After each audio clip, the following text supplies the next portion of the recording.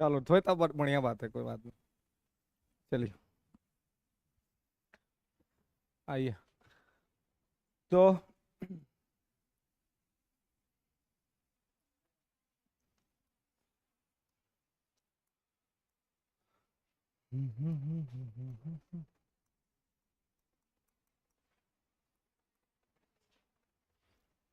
चलिए, तो क्या देखना था जी हम लोग को? 115 लिखवा दिए थे, 115 हो गया था।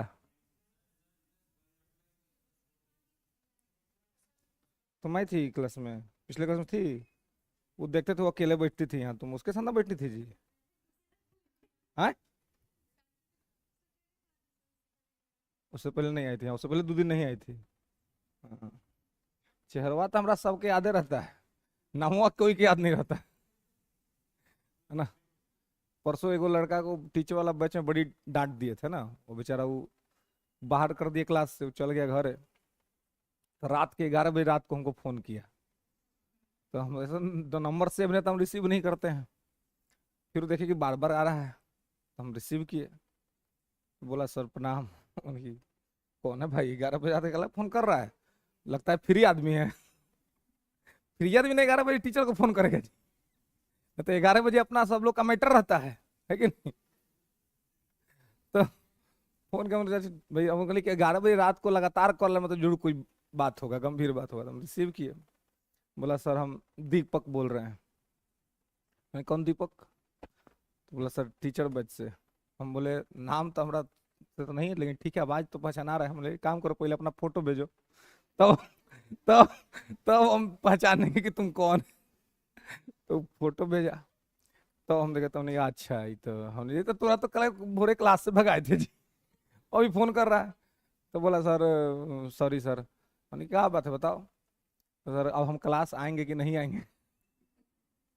मैंने ना क्लास आना कोई बात नहीं, वो तो गुस्सा में हम बोल दिए, क्लास आना कोई बात नहीं। बोले सर एग्जाम एग्जाम निकालने का सर टेंशन है, प्रेशर है। मैंने प्रेशर है कोई बात नहीं है, आओ क्लास आओ, क्लास आने का कोई नहीं है ना, क्लास रोका नहीं जाएगा, है ना। तो फिर वो, आना शुरू कर दिया। तो वो सोच रहा था कि नामवा रखेगा ना, तो हम उसको बताए सर नहीं पहचान रहे हम ये। कैसे पहचान रहे? मतलब नाम से आइडेंटिफाई करना तो बड़ा मुश्किल होता है। हाँ, लेकिन चेहरा से आइडेंटिफाई हो जाता है, जिसको एक बार देख लिया वो अगर सामने पड़ेगा तो। अब कभी कभी बहुत असमंजस की स्थिति होती है, इतिहास के, पॉलिटी के, बाकी सब्जेक्ट के विषय के फैक्ट्स तो बहुत याद है, नाम एक्चुअल में याद नहीं रहता है। तो कोई कोई बहुत बढ़िया मतलब बहुत बढ़िया कि बहुत अच्छा संबंध है, अब क्या कहे, उस प्रॉब्लम है कि क्या उसका नाम वो हम भूल जाएंगे, अचानक से नाम भूल जाएंगे। अब वो कहे कि अब तो जानते ही होंगे हमको। अब हम कहा हाँ हाँ जानबे करते हैं। तो तुरंत कहते नहीं, हमारा नाम बता दीजिए एक बार। मैंने पगले का नाम कैसे बताया हम, नाम तो याद ही नहीं है। तो कुछ कुछ बदमाशी करके अपना नाम याद करवा देता है ना, कुछ ना कुछ कर देगा कि उससे उसका नाम, जैसे दीपक इसका नाम, अभी नाम इसका याद हो गया हमेशा, है ना, उसका नाम भूलने लायक नहीं है। अब इसका ये मतलब नहीं कि कोई बदमाशी करना है तब नाम याद कराना है ना, ये नहीं बनना चाहिए। रेगुलर रहना है, ठीक ना। तो 2 दिन तुम अनुपस्थित थी ना। चलिए, उधर सब भाई सब रेगुलर रहने वाला सब है, उधर उधर सब रेगुलर रहता है ना। एक आध दो उधर है जो कभी कभी इंस्टॉलमेंट में आता है ना। इधर आगे से उधर सब सब रेगुलर वाली सब लोग है, ये सब रेगुलर है। क्या बोल रही है जी? सीट भी चेंज नहीं करते हैं। चलिए आइए, तो आर्टिकल 115, आर्टिकल 115। तो आर्टिकल 115 है अतिरिक्त बजट, है ना, सरप्लस बजट। अतिरिक्त बजट।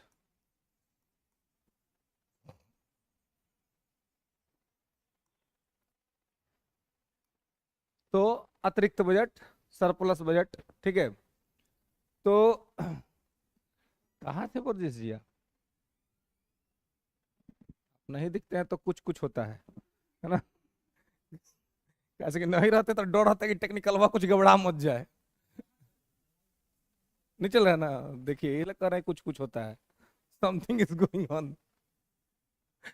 चलिए, तो अतिरिक्त बजट, तो यहां पर देखेंगे, ये हम कंटिन्यू करें ना, इसको कंटिन्यू करना। तो अतिरिक्त बजट जो है मतलब कि एक्स्ट्रा, है ना, सरप्लस, ठीक है। तो अतिरिक्त बजट अगर आपसे पूछा जाए कि कब होता है या क्या होता है, कैसे होता है, तो आपको कहना है कि देखिए, जब पिछले बजट के कार्यों को पूरा करने के लिए आने वाले बजट में अलग से पैसा आवंटन किया जाए, तो उसको कहते हैं सरप्लस बजट, अतिरेक बजट। जैसे एग्जांपल से ऐसे समझिए कि अभी जो बजट चल रहा है 2024-25 चल रहा है, ठीक है ना।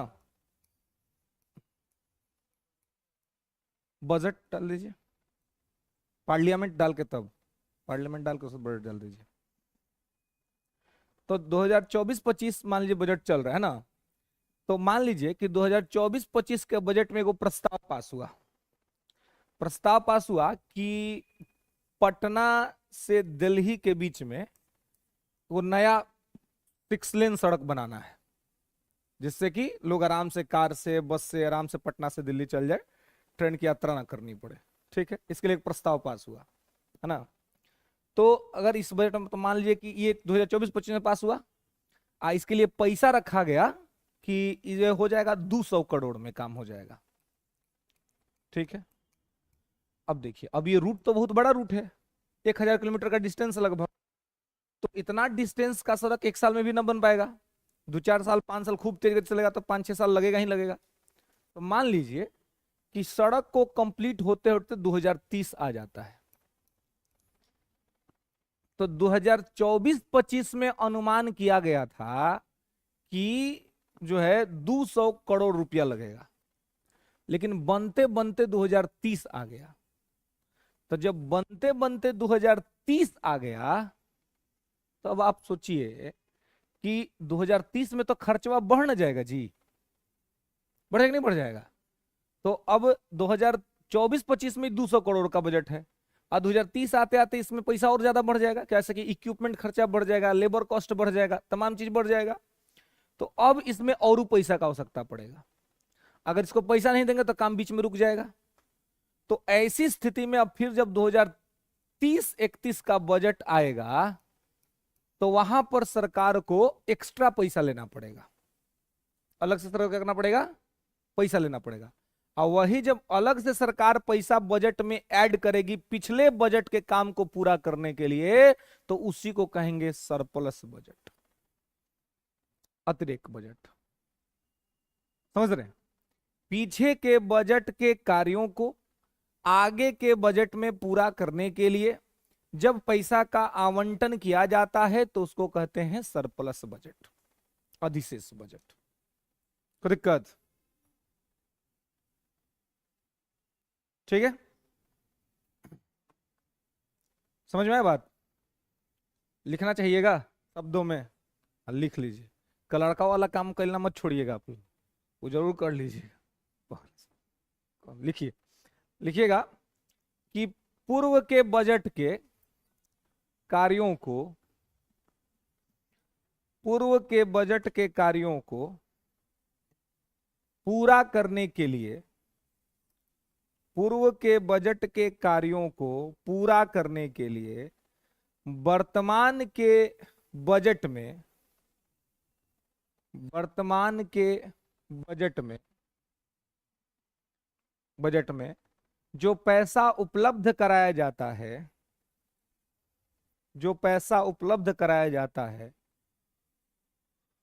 और उससे, और उससे बजट की जो राशि बढ़ जाती है, और उससे बजट की राशि जो बढ़ जाती है, उसे अतिरेक बजट कहते हैं, या अधिशेष बजट कहते हैं, या अतिरिक्त बजट कहते हैं। ठीक है, लिखेंगे कि previous year budget expenditure, previous year budget expenditure, previous year budget expenditure if increase, if increase in present year budget, if increase in present year budget, then government provide extra budget, then government provide extra budget to fulfillment of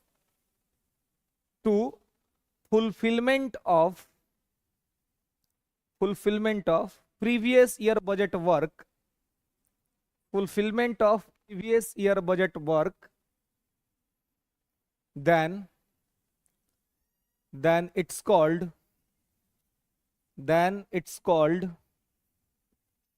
surplus budget, then it's called surplus budget.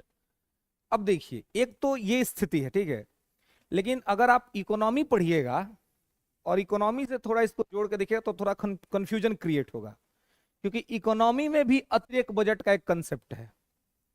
लेकिन economy में अतिरेक budget का concept ये कहता है कि मान लीजिए कि सरकार ने 500 करोड़ का बजट बनाया, ठीक है, 500 करोड़ रुपए का सरकार ने बजट पास किया और सरकार का काम हो गया 450 करोड़ में, 450 करोड़ रुपए में बजट का काम हो गया, यानी कि लगभग 50 करोड़ रुपया जो है वो क्या हो गया, बच गया। तो इकोनॉमी के अंदर में इस तरह के बजट को सरप्लस बजट कहा जाता है कि जब तय की गई सीमा से कम पैसा खर्चा हो और उतने में बजट का काम हो जाए तो उसको भी सरप्लस बजट कहते हैं, अतिरिक्त बजट। जो पैसा बच गया एक्स्ट्रा वो क्या हो गया, अतिरिक्त बजट हो गया, ठीक है। तो ये इकोनॉमी का कंसेप्ट है, लेकिन पॉलिटी में अतिरिक्त बजट का दूसरा कंसेप्ट है, ठीक है, कि पीछे के काम को पूरा करने के लिए वर्तमान समय में जब पैसा अलग से प्रोवाइड किया जाता है तो वो अतिरिक्त बजट है। इकोनॉमी कहता है कि तय किए गए बजट में जो राशि तय की गई है उतना हमने जो खर्चा किया और उससे जो पैसा बच जाता है वो हो जाएगा अतिरिक्त बजट, ठीक है। तो लेकिन आपको ध्यान रखना है कि अतिरेक बजट जो है सरप्लस बजट, तो सरप्लस बजट क्या होगा, तो सरप्लस बजट पॉलिटी के हिसाब से ये होगा, ठीक है, इकोनॉमी में होगा। लेकिन इकोनॉमी में जो कंसेप्ट है ना, इसको मैंने पिछले क्लास में भी आपको बताया था कि इकोनॉमी में ऐसी स्थिति को अच्छा नहीं माना जाता है। मतलब ये कोई बहुत बढ़िया बात नहीं है कि अगर मान लीजिए कि आप 500 करोड़ का आपका बजट है, आप 450 करोड़ खर्चा कर पाए, तो इसमें शिकायत होता है सरकार का। इसका मतलब है कि आपकी जो इकोनॉमी है वो सैचुरेटेड हो चुकी है, संतृप्त हो चुका है ना।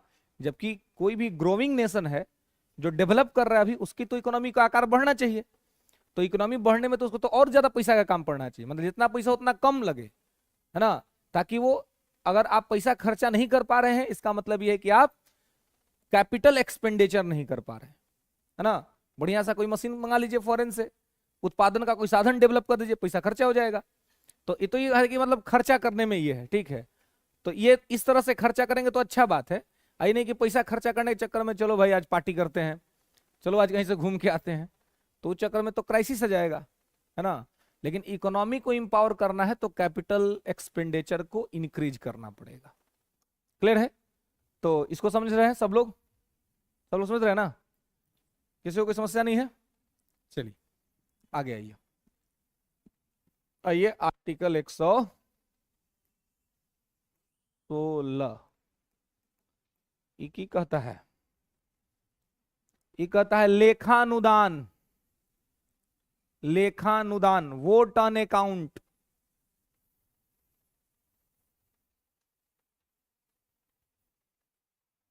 ठीक है, लेखानुदान,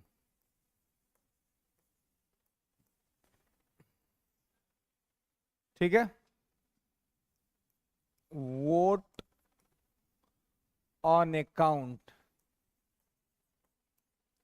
ठीक है, लेखानुदान, वोट ऑन अकाउंट। तो अब ये क्या होता है, तो देखिए बजट दो तरह का होता है ना, पीछे हमने पढ़ा था बजट दो तरह का होता है। कौन कौन? हाँ, एक एंट्रीम बजट और एक वार्षिक बजट।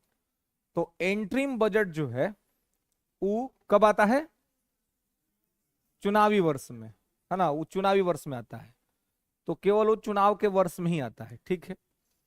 वो ना उससे पहले आता है ना उसके बाद आता है, केवल चुनावी वर्ष में आता है। तो ध्यान रखें कि जैसे अंतरिम बजट केवल चुनावी वर्ष में आता है, वैसे लेखानुदान भी केवल चुनावी वर्ष में आता है ना। It's only for election year, है ना, यह केवल चुनावी वर्ष में आता है। अब है कि होता क्या है भाई, है ना,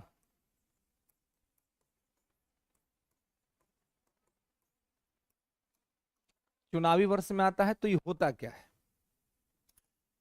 तो ये क्या होता है, तो देखिए ये भी बजट के जैसा होता है ना।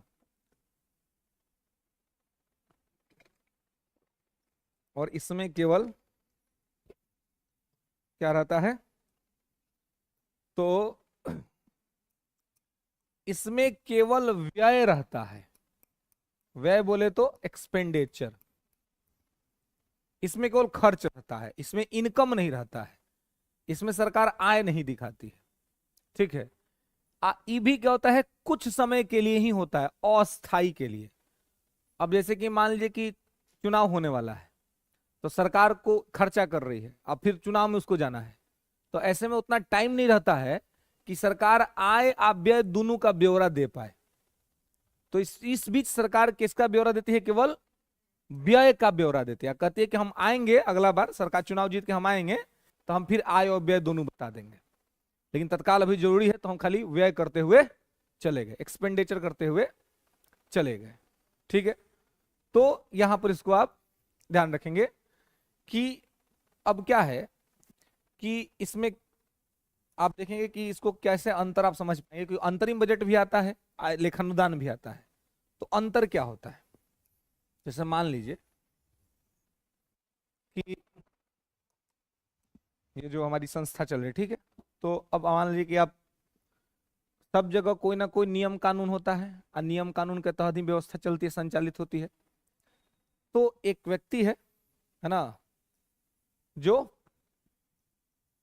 मैनेजिंग डायरेक्टर है, एमडी है, जैसे मान लीजिए हमारे ब्रजेश जी, यही है, ये हैं सब यहाँ, देखबे करते हैं आप लोग एकदम शांत से घूमते रहते हैं, लेकिन बवाल आदमी है ना, मैटर घबरा देंगे इसलिए बच के रहना अब देखिए, तो अब जो एमडी रहता है उसको बड़ा जिम्मेवारी रहता है कि हमको सारा चीज का क्या करना है, सब चीज का हमको डाटा रखना, एवरीथिंग, ऑल दिस थिंग्स, तो सारा चीज का जिम्मेदार रखना होता है। तो एगो जो एमडी रहते हैं तो क्या करेगा कि पूरा साल का संस्था को क्या आय हो रहा है और क्या व्यय हो रहा है ना, कितना इनकम और कितना एक्सपेंडिचर, ये सब बताना है। तो इसका मतलब जब पूरे साल का बता रहे हैं तो इसका मतलब कि बजट है कि पूरे साल का आय भी और पूरे साल का व्यय भी। लेकिन अब मान लीजिए कि व्यक्ति है ना जी, कभी कुछ काम पड़ सकता है, कभी अनुपस्थित हो सकते हैं, तो अचानक से मान लीजिए इनको 3-4 महीना के लिए कभी छुट्टी पर जाना पड़ा, तभी क्या करेंगे कि जितना दिन तक रहे हैं उतना दिन का क्या कर देंगे, जब से मान लीजिए कि जनवरी से लेके अप्रैल तक है, तो जनवरी से अप्रैल तक, अप्रैल पे जब छुट्टी पड़ जाएंगे तो जनवरी से अप्रैल के बीच तक में बता देंगे कि क्या इनकम हुआ है और क्या एक्सपेंडिचर हुआ है। तो ये पूरा साल का नहीं बता रहे हैं, 4 महीने का बता रहे हैं, जब तक हैं तब तक का बता रहे हैं। तो ये क्या हो गया, ये अंतरिम बजट हो गया, समझ रहे हैं। अस्थाई है, लेकिन अस्थाई में इनकम और एक्सपेंडिचर दोनों बता के जा रहे हैं, कुछ ही पूरा साल का नहीं बता रहे हैं, कुछ ही महीने का बता रहे हैं, तो उसमें क्या है, वो अंतरिम बजट है। लेकिन ऐसा भी तो हो सकता है कि कभी एकदम अचानक से काम पड़ जाए, बिना किसी नोटिस, इनको पता नहीं कि हमको जाना पड़ सकता है, और अचानक से कोई ऐसा काम आ गया कि अब जाना है जी, तो तुरंत अब जाना है, तो अब क्या करें, तो अभी तक जितना एक्सपेंडिचर किए हैं वो सब बता देंगे कि देखिए अभी तक इतना जो है सो हम खर्चा किए हैं, है ना, अब कितना आया है ये अभी डाटा भी हम कैलकुलेट नहीं किए हैं, ये हम आएंगे तब करेंगे, अभी हमको बहुत इमरजेंसी है, बहुत अर्जेंट है, हमको अभी जाना पड़ेगा। तो जब पूरा साल का आय और व्यय बता देंगे तो बजट बता दिए, जब केवल 4 से 5 महीने का आय और व्यय बता दिए तो अंतरिम बजट बता दिए, आज जब कुछ महीने का केवल व्यय बता दिए तो लेखानुदान बता दिए। समझ रहे? तो लेखानुदान चुनावी वर्ष में ही उससे पहले का व्यय होता है। ठीक है, जो एक्सपेंडिचर है वो एक्सपेंडिचर होता है। समझ रहे? तो यहां पे इसको ध्यान रखना है कि इस प्रकार से ये यहां पर चलता है। तो ये भी केवल और केवल चुनावी वर्ष में होता है, it's only for election year, है ना। तभी प्रत्येक साल ऐसा नहीं होता है। हाँ हाँ। हम्म।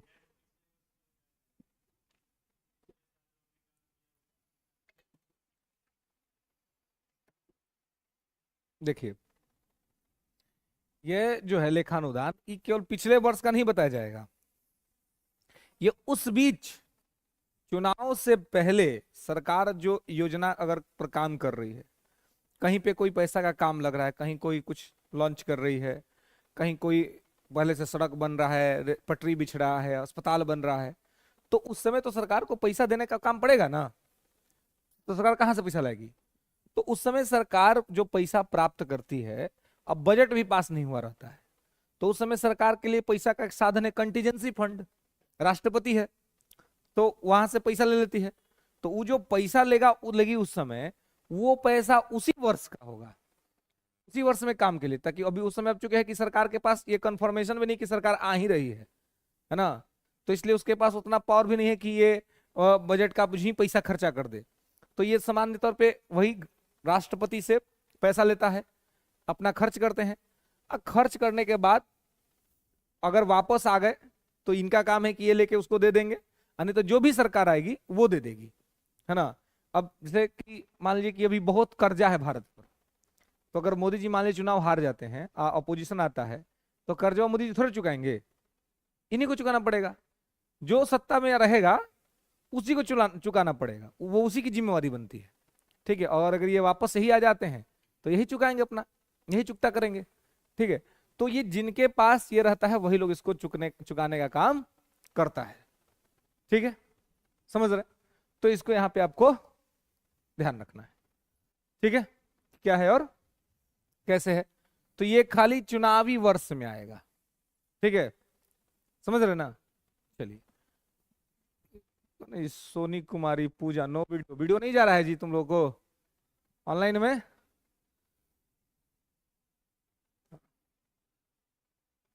कमेंट करो मत।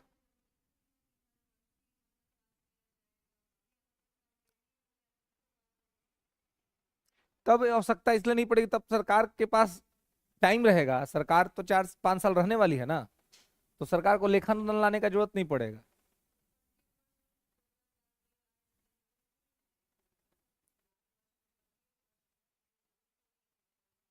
चुनावी वर्ष 5 वर्ष में एक बार अबे करेगा, तब प्रत्येक वर्ष कहाँ से आ जाएगा? हाँ, आएगा, बिल्कुल आएगा। हाँ बिल्कुल जरूरी है, एकदम कंपल्सरी, उसी समय आता ही है। तो ना उससे पहले आएगा ना उसके बाद। जैसे अंतरिम बजट चुनाव वर्ष में आता है, वैसे लेखानुदान भी चुनावी वर्ष में ही आता है, उससे पहले नहीं आएगा और उसके बाद भी नहीं आएगा। चुनाव वाले साल में ही इसकी आवश्यकता पड़ेगी, चुनाव वाले साल से पहले या उसके बाद फिर अभी जैसे अभी इस बार आया था लेखानुदान, फिर गवर्नमेंट आ जाएगी, फिर कोई आवश्यकता नहीं पड़ेगी, जो भी गवर्नमेंट आ जाए फिर उसके बाद ये होगा, है ना। ये विकासात्मक व्यय होता है, डेवलपमेंटल एक्सपेंडिचर होता है। डेवलप करने के लिए सरकार वो पैसा लेती है, जहाँ कहीं पर सरकार की कोई योजना चल रही है या कोई योजना सरकार लॉन्च करती है तो उसमें खर्च करने के लिए पैसे लेती है, विकासात्मक व्यय है। अब आ रहा है सर, चलिए ठीक। तो यहां पे इसको ध्यान रखना है। ठीक है, अब आइए आर्टिकल 117। क्या जी?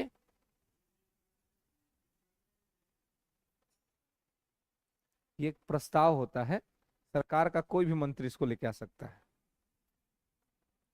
117 वित्त विधेयक, फाइनेंशियल बिल, वित्त विधेयक।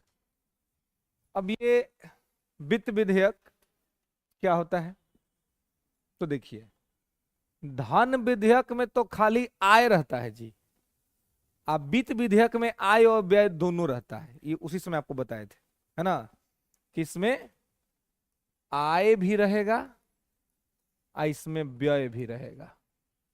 तो अगर आपसे पूछा जाए कि धन विधेयक बड़ा है कि वित्त विधेयक बड़ा है, वित्त विधेयक बड़ा है ना, क्योंकि मान लीजिए कि अगर ये बड़ा सर्कल धन वित्त विधेयक है तो इसमें तो आय भी होगा और व्यय भी होगा, इसी में एगो छोटा सर्कल है तो इसमें खाली आय होगा, है ना। तो अब देखिए इस सर्कल के अकॉर्डिंग आप एक लाइन, एक निष्कर्ष पे पहुंच सकते हैं। किस निष्कर्ष पे पहुंच सकते हैं?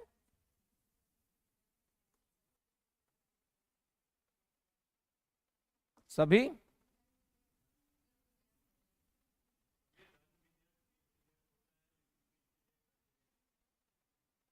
ये होगा, धन विधेयक और छोटा ना है जी, तो सभी वित्त विधेयक ना धन विधेयक होगा।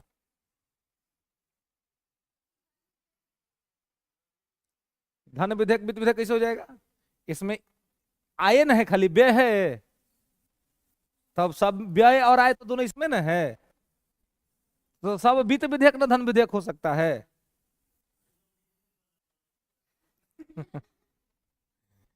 आय और व्यय दोनों किसमें है? वित्त विधेयक में है, धन विधेयक में खाली आय है, तो इसमें तो व्यय है ही नहीं है, इसमें तो आय और व्यय दोनों है, तो सभी वित्त विधेयक धन विधेयक हो सकते हैं, लेकिन सभी धन विधेयक वित्त विधेयक नहीं हो सकते हैं, क्योंकि धन विधेयक में खाली आय है, व्यय नहीं है, इसमें आय और व्यय दोनों है। समझ रहे? हाँ, सभी वित्त विधेयक धन विधेयक हो सकते हैं, लेकिन सभी धन विधेयक वित्त विधेयक नहीं हो सकते हैं। कैसे कि धन विधेयक में खाली आय न है जी, इसमें खाली इनकम है, इसमें इनकम और एक्सपेंडिचर दोनों है, तो अगर कहेंगे कि सभी धन विधेयक वित्त विधेयक होता तो कैसे होगा? धन विधेयक में तो एक्सपेंडिचर है ही नहीं है, तो जब एक्सपेंडिचर है ही नहीं है तो ये कैसे हो जाएगा वित्त विधेयक? लेकिन हाँ, सभी वित्त विधेयक धन विधेयक हो सकते हैं, कैसे कि वित्त में तो आय है ही ना है, तो धन विधेयक वाला कैरेक्टर तो उसमें है ही है, लेकिन सभी धन विधेयक वित्त विधेयक नहीं हो सकते, कैसे कि उसमें एक्सपेंडिचर वाला कैरेक्टर नहीं है। समझ में आया? हेलो, बुझ लो है, बरियारी ना ना बुझल तो बोले पड़तो फिर बताएंगे। हाँ, ये ना, हाँ हेलो, ये बात है भाई, नहीं बुझा रहा है तो पूछना है कि नहीं? चाहे 200 बार पूछ लीजिए, लेकिन हाँ ओकरा बाद जब हम कह दिलो कि बुझा गेलो तब हम जहिया पूछबो तो यह घनघोर बेइज्जती, है ना, ना आएगा तो होगा। देखिए समझिए इसको, वित्त विधेयक में आय तो होता ही है, साथ में व्यय भी होता है, माने इसमें आय और व्यय दोनों बताया जाता है, ठीक है। धन विधेयक में केवल आय बताया जाता है, इसमें व्यय होता ही नहीं है, इसमें एक्सपेंडिचर रहबे नहीं करता है, मनी बिल में एक्सपेंडिचर रहता ही नहीं है, फाइनेंशियल बिल में इनकम और एक्सपेंडिचर दोनों रहता है। तो चूंकि इसमें दोनों है तो इसी में ना धन विधेयक वाला कैरेक्टर भी दिख रहा है, क्योंकि इसमें आय भी है, ठीक है। धन विधेयक में खाली आय होता है, तो आप नहीं कह सकते हैं कि सभी वित्त विधेयक धन विधेयक हो सकते हैं, कैसे कि आय है उसमें, लेकिन सभी धन विधेयक वित्त विधेयक नहीं हो सकते हैं, क्योंकि वित्त विधेयक वाला जो फीचर है व्यय, वो व्यय इसमें कंप्लीटली नहीं रहता है ना, व्यय का इसमें कभी गलती से भी चर्चा नहीं रहता है, ठीक है, गलती से भी धन विधेयक में व्यय का चर्चा नहीं रहेगा, लेकिन वित्त विधेयक में हमेशा आय का चर्चा रहता है। तो चूंकि इसमें हमेशा आय का चर्चा रहता है, अब व्यय का भी चर्चा रहता है, इसलिए ये धन विधेयक हो सकता है, लेकिन इसमें कभी भी व्यय का चर्चा होता ही नहीं है, इसलिए ये वित्त विधेयक नहीं हो सकता है। इसलिए सभी वित्त विधेयक धन विधेयक हो सकते हैं, लेकिन सभी धन विधेयक वित्त विधेयक नहीं हो सकते हैं। समझाया? अब ध्यान लो, ठीक है, तो यहां पे इसको ध्यान रखना है, ठीक है, कोई दिक्कत? आगे बढ़े? चलिए आइए, तो आर्टिकल 118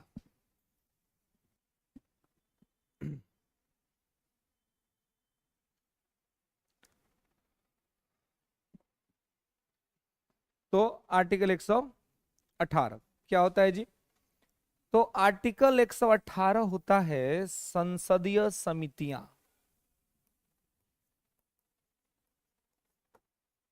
संसदीय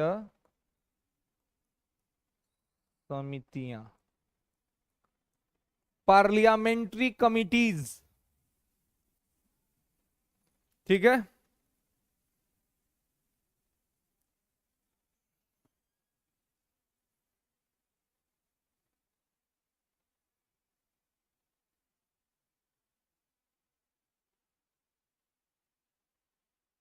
ठीक है।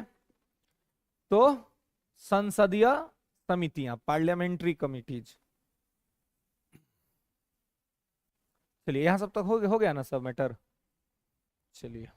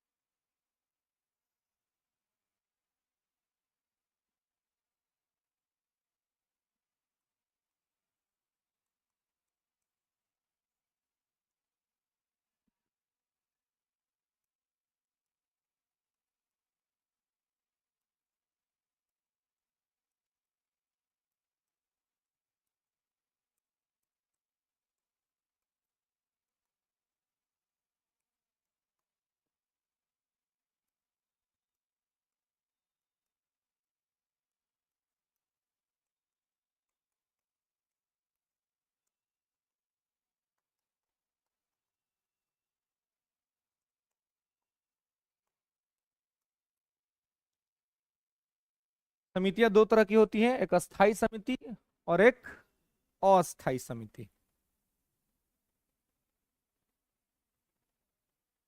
ठीक है, तो अस्थाई समिति को कहते हैं स्टैंडिंग कमिटी और अस्थाई समिति को कहते हैं एडहॉक कमिटी। ठीक है,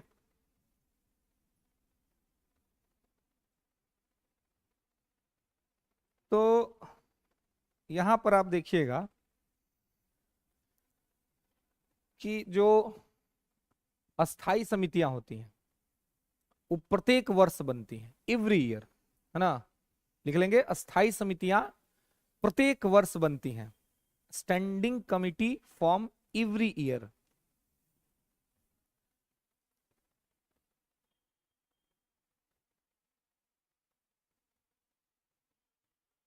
प्रत्येक वर्ष बनती हैं, ठीक है। बनती हैं, मिलेगी कहाँ? सब कुछ चलिए, तो स्टैंडिंग कमिटी, ठीक है, एडहॉक लिखेंगे कि ये अस्थाई होती है, ठीक है। और ये समय समय पर आवश्यकता अनुसार बनती है, लिखेंगे कि यह समय समय पर आवश्यकता अनुसार बनती है।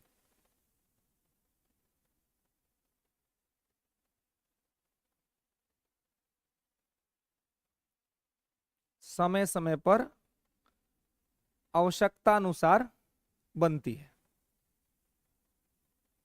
ठीक है। क्या होती है? समय समय पर आवश्यकता अनुसार बनती है।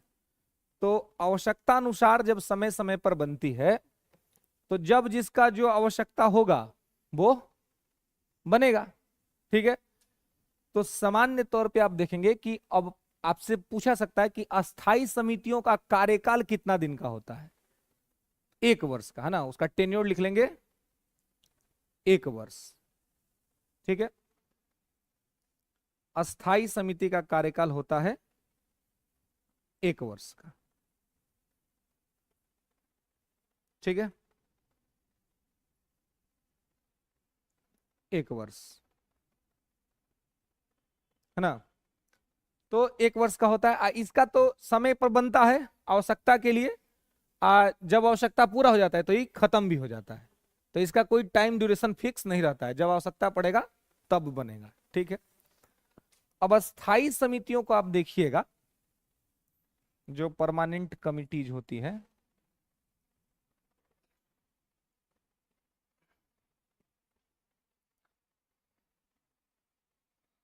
तो परमानेंट कमिटीज का या स्टैंडिंग कमिटीज का कुछ टाइप होता है।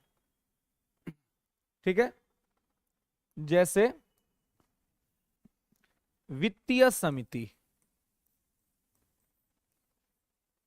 है ना, फाइनेंशियल कमिटी।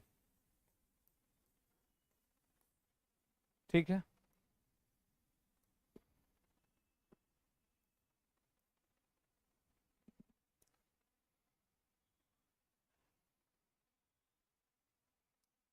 उसके बाद विभागीय समिति, departmental committee.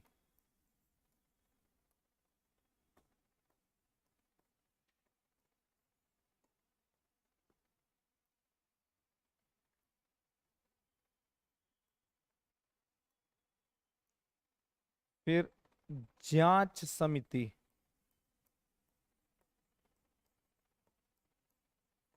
Supervision committee.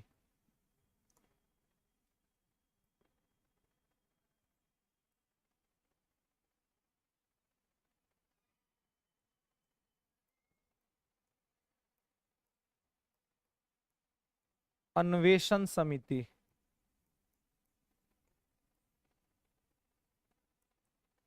Research committee.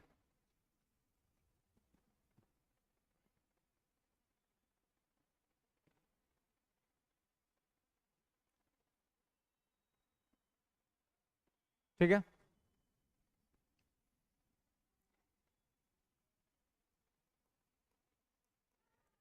फिर सदन समिति,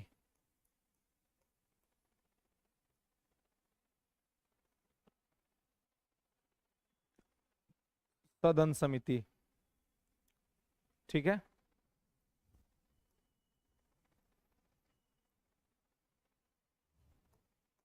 सेवा समिति,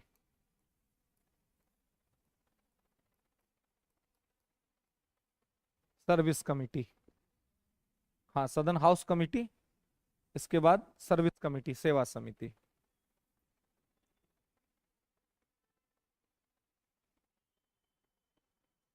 ओके, अब देखिए ये जो अस्थाई समिति होती है ना, ये अस्थाई समिति का भी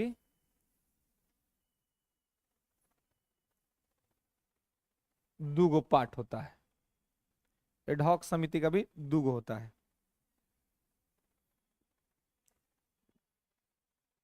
आओ, क्यों हेलो, जब जा रहा था तब पूछा था, तो देखा था कि यानी मुंह में तब ना गया है? बैठो, इस- पहले ही जब बीच में ब्रेक हो तब पी पा लेना है पूरा बढ़िया से, है ना। तो यहाँ आइए, प्रवर समिति, प्रवर,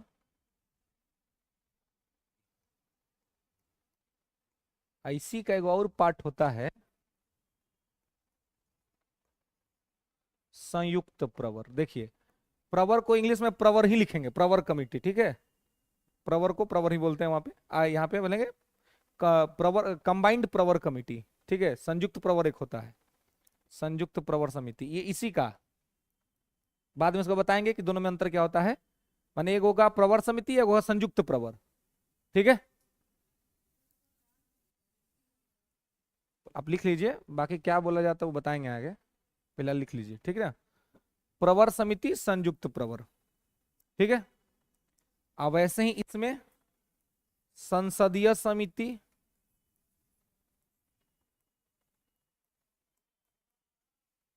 पार्लियामेंट्री कमिटी, और इसी को कहते हैं संयुक्त संसदीय। ठीक है,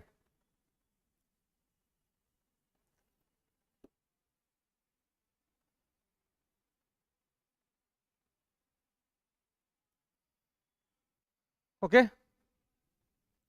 कोई दिक्कत है ना? कि हो ऑनलाइन वाला सब थोड़ा सा को बुझा रहा कि ना, ये लोग का बढ़िया है जी ऑनलाइन वाला सबके। पगला ये अपन सुतियों के पढ़ रहा होगा कितना, नहीं सुत गया है भूजा खा रहा है, लो भूजल अंकार चाय पी रहा लिख रहा, तू तो नहीं ना पढ़ रहा है जी, हाँ ऑनलाइन में।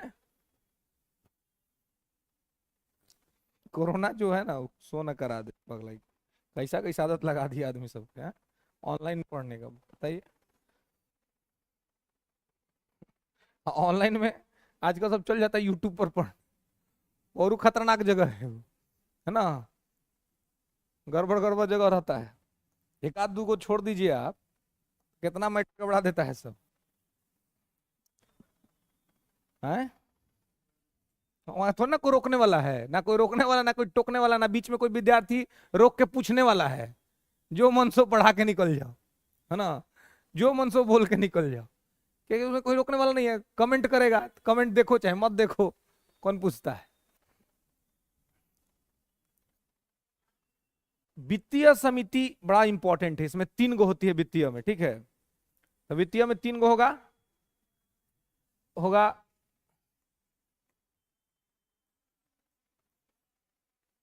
प्राक्कलन समिति, एस्टिमेट कमिटी, ठीक है। वित्तीय समिति का 3 गो भाई हिस्सा होगा, प्राक्कलन समिति, एक हो जाएगा लोक लेखा समिति, public account committee,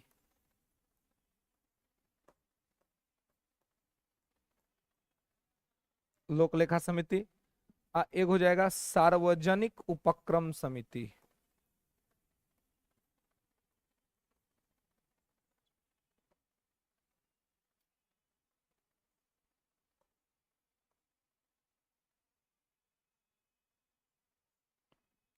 estimate committee, public account committee, public sector undertaking committee. Soni Kumari पूजे सब कह रही है 900 का, मतलब सब उठ के बैठ के पढ़ रही है सब, सूत के कौन नहीं पढ़ रहा है। मैंने ऑनलाइन में तो सुविधा रहता है ना जी, मान ली पढ़ते पढ़ते स्पाइनल कॉर्ड थोड़ा प्रॉब्लम आ तो सूत गए, लेट के अपना देखने लगा, है ना, बैठल बैठल लिख लिया चाहे कुछ हो।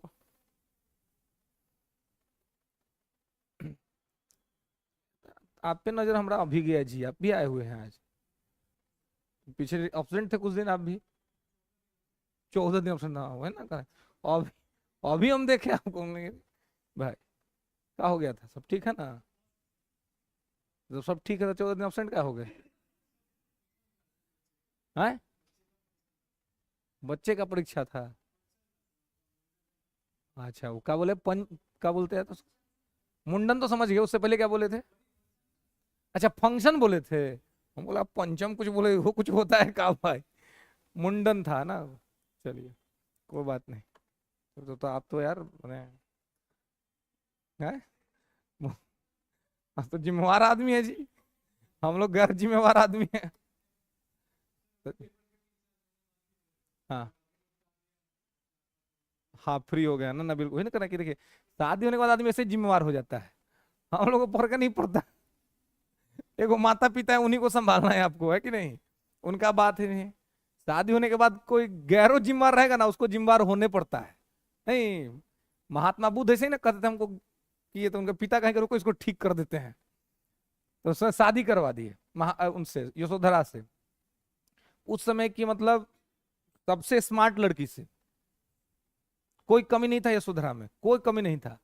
और यशोधरा के पिताजी जो थे ना, डिबेट किए थे बुद्ध के साथ, डिबेट हुआ था पूरा कि पास करो एग्जाम में तबे शादी होगा, मैंने बोला मंतरवा जो दिन बताए थे ना, है ना, तो वो स्थिति था। तो महात्मा बुद्ध पूरा डिबेट किए थे, डिबेट में जीते थे, तब जाके यशोधरा से विवाह हुआ था। तो उनके पिता सुदोधन वो राजा थे, तो सोचे कि भाई विवाह हुआ करा देंगे तो थोड़ा सा जिम्मेवार हो जाएगा ना, तो बाप ही तो खाली ज्ञान का बात बतियाता है, तो ज्ञान के बाद तो कहीं बैरागी हो गया तो दिक्कत हो जाएगा। तो शादी वादी हो गया, संसारिक जीवन में रहे भी कुछ दिन तक, लेकिन फिर उनका वैराग्य का भाव उत्पन्न हो गया और सोते हुए छोड़ के चले गए यशोधरा और राहुल को, है ना, राहुल नाम रखा गया, इससे ही नाम तो राहु था, है ना, नाम महात्मा बुद्ध दिए थे राहु। अब बाद का राइटर सब इतिहास वाला उसको ठीक करके राहु को ठीक करके कर दिया राहुल, कि राहुल नाम हो गया, जबकि वो राहु कहते हैं, राहु मतलब कि ग्रह जो संसार से, संसारिक बंधनों से बांधने के लिए आया था, है ना, ये उनका ऐसा मानना था। खैर, तो यहां पर ये तीनों समितियां, प्राक्कलन समिति, लोकलेखा समिति और सार्वजनिक उपक्रम समिति, ठीक है, ये प्रवर समिति, संयुक्त प्रवर, संसदीय समिति, संयुक्त संसदीय समिति। अब थोड़ा इसमें सब में अंतर समझिए। तो ये सब तो एक एक साल के लिए बनता था, है ना। तो ये 6 जो कमिटियां हैं ये परमानेंटली रहती हैं हाउस में, ये परमानेंटली हाउस में रहेंगी 6 कमिटियां, ये तो हमेशा आपको दिखेंगी वहां। तो यह जो 6 कमिटियां हैं जो कि हमेशा यहां पर रहेंगी हाउस के अंदर में। वित्तीय समिति, इसका काम है सरकार का पैसा रुपया से संबंधित मैटर को देखने का, जो सबसे इंपॉर्टेंट है।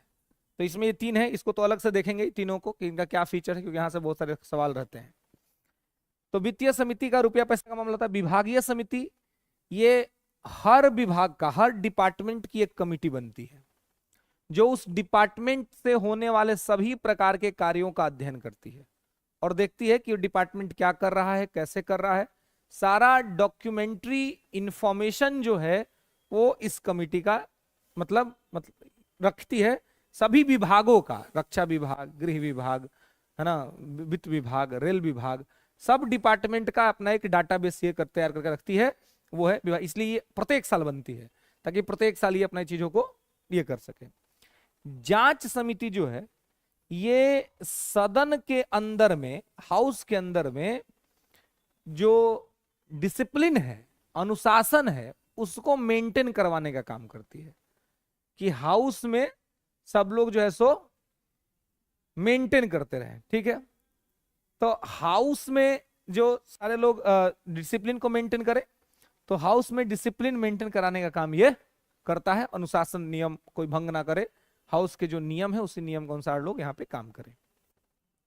अन्वेषण समिति, अन्वेषण समिति को ध्यान रखेंगे स्पेशली क्योंकि ये SC/ST कम्युनिटी के लिए काम करता है, शेड्यूल कास्ट और शेड्यूल ट्राइब के लिए। ये देखता है कि देश में शेड्यूल ट्राइब और शेड्यूल कास्ट के लोगों का क्या कंडीशन है ना, उनके कंडीशंस को, उनकी स्थितियों को देखने का काम ये करता है, ठीक है। तो शेड्यूल कास्ट और शेड्यूल ट्राइब, SC/ST के लिए यहां पर ये काम करता है, उनकी स्थिति को देखता है, अगर कोई स्थिति में दिक्कत या समस्या होगी तो उसके रिपोर्ट करता है, ठीक है। सदन समिति, हाउस कमिटी, ये सदन के अंदर जो सांसद होते हैं, जो सदस्य होते हैं, उनके सुख सुविधाओं का ख्याल रखती है, उनका वेतन, पेंशन सबको टाइम पर जा रहा है नहीं जा रहा है, उनकी सारी सुख सुविधाएं को देखने का काम इसका सदन समिति का होता है, ठीक है।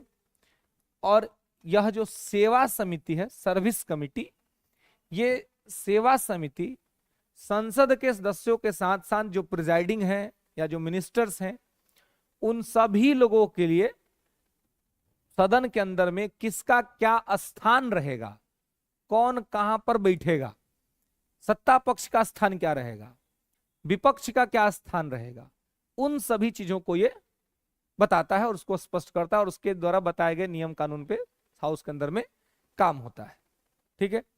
एक बार पूछा गया था यूपीएससी में कि सत्ता पार्टी जिस साइड बैठती है संसद में, उस साइड का क्या नाम है।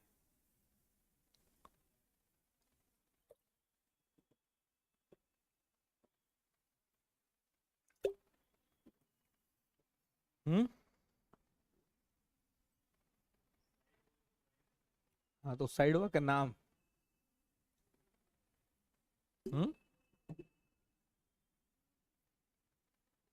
कौन साइड, बोलो ना, बोलो बोलो। हाँ, इंग्लिश मीडियम का वो फायदा है कि क्या करेगा ना कि हिंदी बतवा के अंग्रेजी में बोल देगा, अगर नया बातें को बोल दिए।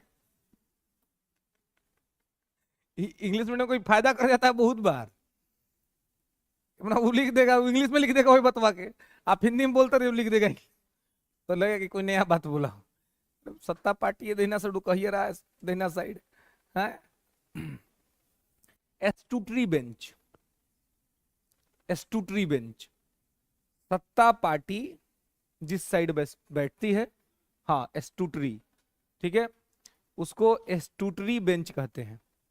सत्ता पार्टी सदन में जिस साइड बैठती है उसे एस्टूटरी बेंच कहते हैं। वो दाहिने साइड होता है और उसको एस्टूटरी बेंच कहते हैं।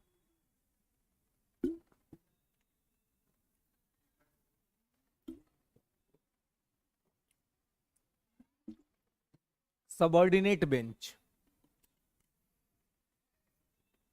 विपक्ष जिस साइड बैठता है उसको बोलते हैं सबऑर्डिनेट बेंच।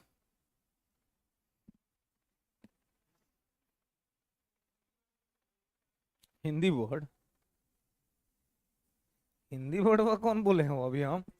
एस्टूटरी बेंच वो अंग्रेजी में फेमस है ना, इसको सबऑर्डिनेट बेंच, ठीक है। चलिए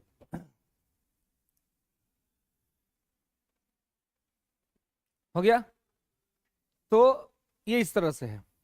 अब देखिए इसमें यह जो प्रवर समिति और संयुक्त प्रवर जो अस्थाई है, इसको थोड़ा सा समझ लीजिए। क्या? तो वो साइड हो गया ना, दाहिने साइड, ठीक है, मतलब कि किस साइड में बैठती अगर आपसे पूछा जाए तो हो जाएगा दाहिना साइड, ठीक है, कि दाहिने साइड में बैठता है, ठीक है। अब देखिए ये जो प्रवर समिति और संयुक्त प्रवर है ये क्या है, तो ये दोनों हाउस में अलग अलग बनता है, लोकसभा में भी बनता है और राज्यसभा में भी बनता है, ठीक है।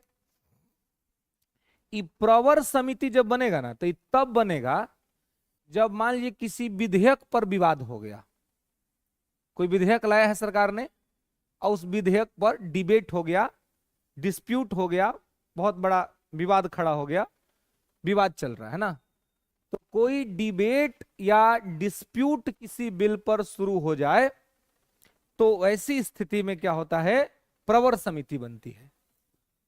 तो प्रवर समिति अगर केवल एक किसी भी सदन में बनेगी, अगर मान लीजिए लोकसभा में बनी तो कहलाएगी प्रवर समिति, यही अकेले अगर मान लीजिए राज्यसभा में बनी तो कहलाएगी प्रवर समिति। लेकिन अगर ये हो कि दोनों हाउस को मिला करके बनाया जाए प्रवर समिति, दोनों हाउस मिल करके विधेयक का जांच करे, तब उसी को कहते हैं संयुक्त प्रवर समिति, जिसमें लोकसभा और राज्यसभा दोनों के सदस्य मिल करके किसी विधेयक की जांच करेंगे तो कहलाएगा संयुक्त प्रवर कमिटी। अब अंतर समझ में आया? जब अकेले कोई हाउस के मेंबर कोई कमिटी बना के विधेयक का जांच करेंगे, चाहे लोकसभा में अकेले बनेगी तो लोकसभा की प्रवर होगी, राज्यसभा में अकेले बनेगी तो राज्यसभा की प्रवर होगी, ठीक है। लेकिन जब दोनों हाउस एक साथ मिल करके करेगा तो लोकसभा और राज्यसभा दोनों एक साथ मिलकर करेगा तो हो जाएगा संयुक्त प्रवर, ओके। अब देखिए अगर आपसे पूछा जाए कि संसद की सबसे बड़ी समिति कौन होती है, कितने होते हैं इसमें?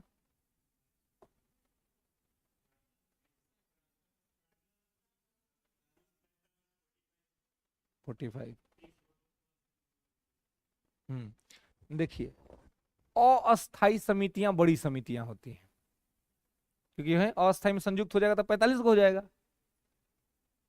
अगर आपसे पूछेगा कि अस्थाई समिति में सबसे बड़ी समिति, तब कहेंगे प्राक्कलन समिति, क्योंकि वो अस्थाई समिति का सबसे बड़ा समिति है। प्राक्कलन में 30 गो रहता है, 30 गो अकेले ही 30 गो उपाय कर देता है केकरो, है ना। तो अस्थाई समिति में सबसे बड़ी समिति है प्राक्कलन। लेकिन अगर ऐसे ही पूछे कि सबसे बड़ी समिति कौन होती है तो अस्थाई समितियां, क्योंकि इसमें संयुक्त हो जाएगा ना तो ये हो जाएगा 45 गो। अगर मान लीजिए कि प्रवर समिति अकेले किसी हाउस में बन रही है तो अकेले होगा 30 आदमी, इसमें केवल अकेले लोकसभा की प्रवर होगी तो 30 सदस्य, अकेले राज्यसभा की प्रवर होगी तो उसमें भी 30 सदस्य, यानी अकेले अकेले बनेगा तो 30-30 गो रहेगा अपना। लेकिन वही अगर कंबाइंड हो जाएगा तो लोकसभा से 30 गो और राज्यसभा से 15 गो, तो हो जाएगा टोटल 45। तो संयुक्त बनेगा तो कितने सदस्य होंगे? 45, 45। अकेले बनेगा तो कितना रहेगा? 30। ठीक है, तो बड़ा कौन हो गया? संयुक्त प्रवर, है ना। तो इसका काम क्या है, काहे बनेगा? किस तरह का विवाद? हाँ, विधेयक पर हुए विवाद के जांच हेतु। ही बनेगा घोटाला का जांच के लिए। संसदीय समिति या संयुक्त समिति बनेगी जैसे कोई घोटाला हो गया, कोई स्कैम हो गया, तो स्कैम के जांच के लिए घोटाला का जांच कौन करेगा? की करते हो? संसदीय समिति घोटाला का। तो अगर लोकसभा में अकेले बनेगी तो कै गो मेंबर? 30 गो। राज्यसभा में अकेले बनेगा तो कै गो? 30 गो। संयुक्त बन जाएगा तो कै गो? 45 गो। 30 गो लोकसभा से या 15 गो राज्यसभा से। ठीक है, हाँ सेम सिचुएशन। ओके, चलिए यहां तक मेरे को दिक्कत बुझा रहा है ना जी? किसी को कोई कंफ्यूजन नहीं ना? कंफ्यूजन दो ही आदमी का नहीं रहता है, बार बार बोलते हैं। एगो जो सब समझ गया, एगो जो कुछ नहीं समझा। तो आप लोग सब समझने वाला में है ना? है, कुछ नहीं समझा उसको भी नहीं होगा, उसको क्या दिक्कत होगा? कोई दिक्कत नहीं होगा। जो समझ गया फिर भी कोई दिक्कत नहीं। दिक्कत जनरली होता है बीच वाला आदमी, सबको आधा बुझाया आधा बुझे भी नहीं किया, है ना, उसको ज्यादा दिक्कत होता है।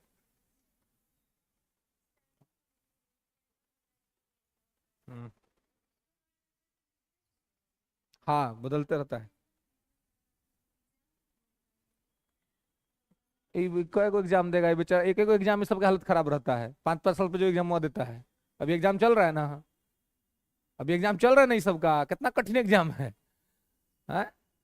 पूरा एकदम देख रहे हैं मुंह खराब भइले सब उनके। हाँ वही बाहर का कोई आदमी नहीं बनता है, सांसद ही बनते हैं।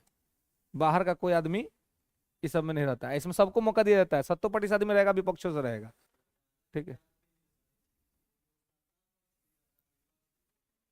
हाँ, विपक्ष इसमें ज्यादा ध्यान रखा जाता है कि घोटाले का जांच में विपक्ष को ज्यादा वरीयता दिया जाए। या सत्ता पक्ष पता चल ही नहीं देगा कि घोटाला हुआ है।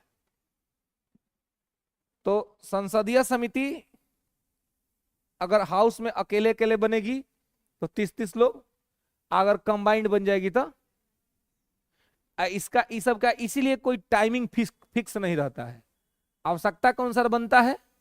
और जैसे आवश्यकता हो जाएगा तो इस जो है सो खत्म हो जाएगा। ठीक है, it's completely depends on needs, है ना, आवश्यकता के हिसाब से ये बनेगा। ठीक है, क्लियर है? चलिए यहां तक वो दिक्कत नहीं। चलिए, है अध्यक्ष प्रिजाइडिंग तय करेगा इस सब में, है ना, जो प्रिजाइडिंग है वो तय करेगा। वहां ये सब में अध्यक्ष फिक्स रहता है, इस सब में बात करेंगे अध्यक्ष कौन बनाएगा। इस सब में प्रिजाइडिंग तय करता है कि किसको बनाएगा। इधर आएंगे यहाँ पर तो ये तीनों का फिक्स रहता है कि अध्यक्ष कौन होगा, कैसे होगा। यहां तक मुझे दिक्कत नहीं है। तो सबसे इंपॉर्टेंट जो समिति होती है, वित्तीय समिति होती है, 3 गो, ये सबसे बहुत क्वेश्चन पूछा जाता है। तो चलिए अब एक हेडिंग बनाएंगे, वित्तीय समितियां।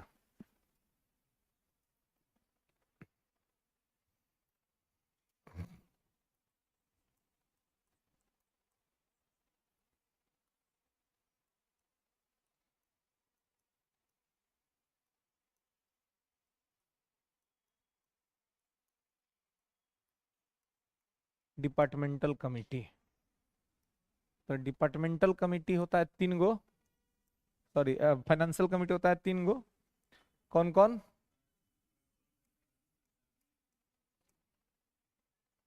हम्म, प्राक्कलन समिति,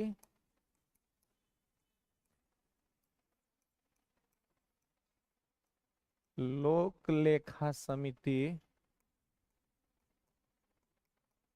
और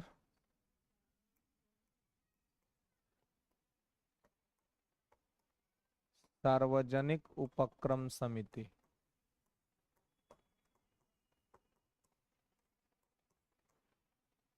ओके, चलिए तो हेडिंग बनाएंगे प्राक्कलन समिति, एस्टीमेट कमिटी।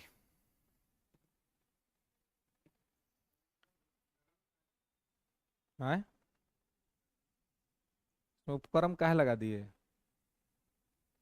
इसमें उपक्रम इसलिए लगा दिए क्योंकि ये कंपनी सब का होता है, तो कंपनी उपक्रम ही होता है, वहां से कोई ना कोई उद्यम होता है ना, कोई ना कोई उद्यम होता है, इसीलिए उसको उपक्रम कहते हैं। ठीक है, जितना पीएसयू हो गया आपका, गेल, भेल, सेल, है ना, ये सब कंपनी सब, तो ये सब कंपनी क्या हो गया? उपक्रम हो गया, है ना, इसीलिए।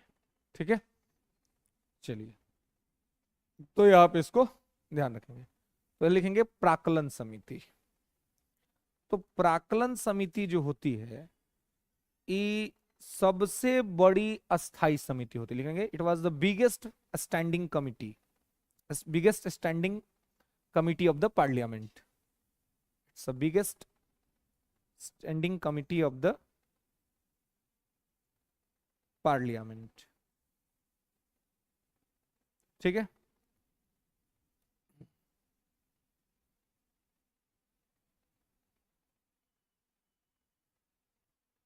ओके।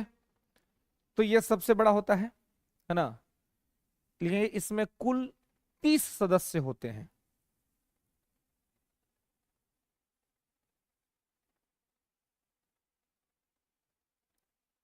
इसमें कुल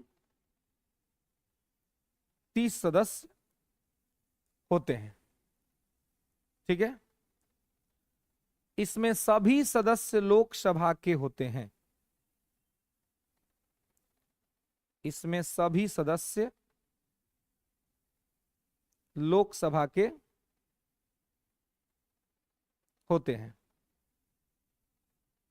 ठीक है, इसमें सभी सदस्य लोकसभा के होते हैं। 30 गो मेंबर होगा, और 30 का 30 जो है वो कहां का होगा? तो लोकसभा का होगा। इसमें कोई भी राज्यसभा का मेंबर नहीं होता है। इसका अध्यक्ष सत्ता पार्टी से होता है। इसका अध्यक्ष सत्ता पार्टी से होता है। तो एक तो ये सबसे बड़ी समिति है,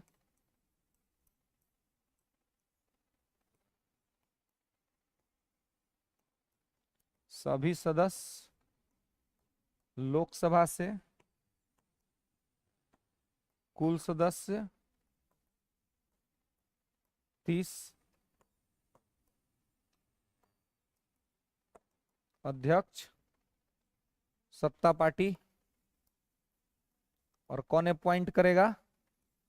तो प्रिजाइडिंग, जो लोकसभा का अध्यक्ष है वही अपॉइंट करता है। कार्य, इनका क्या कार्य क्या होता है?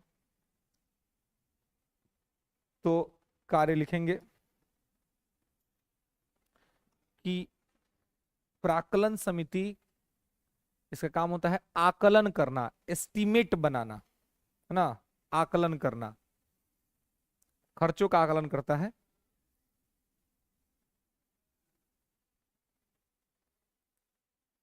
ठीक है, आकलन करना, एस्टीमेट करना। ठीक है, अब तो इसका मेन उद्देश्य क्या हो जाएगा? जब एस्टीमेट करेगा तो मेन इसका आकलन करना, जब इसका मेन काम हो जाएगा तो इसका क्या उद्देश्य हुआ? अपव्यय को रोकना।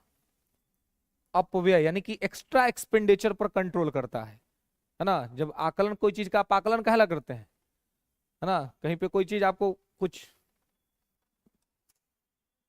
बजट बनाते हैं कहीं पर ना, किसी को मान लीजिए कोई गिफ्ट उफ्ट देने का सोचते हैं कि गिफ्ट उफ्ट देंगे, तो गिफ्ट देंगे तक पहले क्या करते हैं? बजट बनाते हैं ना, कि भाई कितना है, नहीं बनाते हैं। हाँ, तो भाई कितना आदमी नहीं बनाएगा? मान लीजिए जिसका पास अगर मान लिया था संपत्ति, उसको कल बनाना है, वो जाके अपना देख लेगा सीधे, है कि नहीं? अच्छा, ये भी डिपेंड करता है कि गिफ्ट देना किसको है कि नहीं?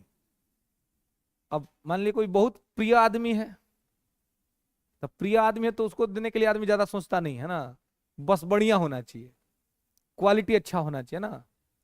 तो प्रिय आदमी में अब प्रिय से आगे अगर कोई प्रियतम हो, तो प्रियतम में तो और नेक्स्ट लेवल पे आदमी जाता है कि नहीं? पूरा इन्वेस्टमेंट करता है, निवेश करने में नहीं सोचता है। वह निवेश करने वाला सब बाद में गरीब बनता है जी ना, इसे उस समय निवेश ज्यादा नहीं, ज्यादा कल बताया था ना, इकोनॉमी का नियम है, जहां आप कंपल्स इस सब पर ज्यादा खर्चा किए कि गरीब बनने से आपको कोई रोक नहीं सकता है।